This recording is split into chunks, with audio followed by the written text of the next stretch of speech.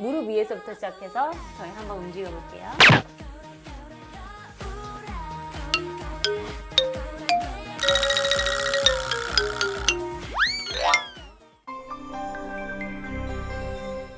안녕하세요. 필라테스 강사 에리얼쌤입니다. 와! 여러분, 제가 지난번에 폼롤러에 대해서 소개해 드렸었는데요. 그동안 이렇게 다양한 폼롤러가 생겼습니다.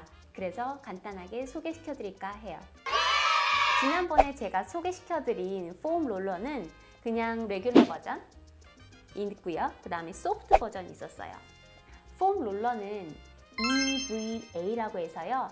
조금 부드러운 버전이 있고요. 그 다음에 EPP라고 해서 조금 하드 소재가 있는데요. EVA는 처음에 시작하시기엔 굉장히 좋고 EPP는 어느 정도 EVA가 익숙하신 분들한테 추천해드려요. 얘는 그보다 훨씬 더 부드러운 버전이라고 생각하시면 돼요. EVA보다요. 그리고 이거는 다른 데의 소재인데요. 이렇게 울퉁불퉁하게 편편하게 이렇게 맨질맨질한 부분이 아니라 이렇게 울퉁불퉁한 부분은 굉장히 근육에 더 자극이 많이 가요.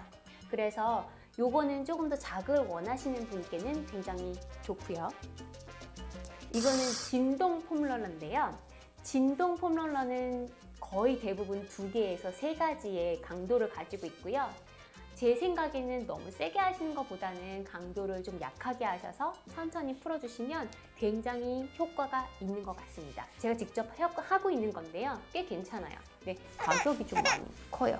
그래서 이렇게 하시면 되고요. 그 다음에 오늘 제가 소개해드릴 아이는 더블 롤러입니다. 보세요. 모양은 아까처럼 약간 울퉁불퉁하게 되어 있고요. 이 울퉁불퉁한 소재 때문에 더 근육에 자극이 갈 거예요.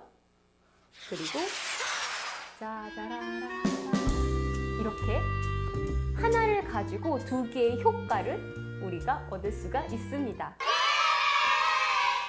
미드 필라테스에서 오셔서 배우실 수도 있어요. 저는 지금 더블 롤러를 알려드렸지만 사실 일반 롤러밖에 없으신 분들은 그냥 일반 폼 롤러를 가지고 계속 제가 더블 롤러를 하던 분리를 하던 뭐 일체형으로 하던 상관없이 계속 이거 하나 가지고 계속 하시면 돼요. 요즘에 너무 폼 롤러가 유행을 타가지고요. 집에 하나쯤은 다 하나 갖고 계실 텐데요. 여러분, 방바닥에서 굴러다니고 있는 죽분 관리 잘 하고 계시나요? 이 기회에 저와 함께 다시 그 아이의 기능을 되살려 봅시다.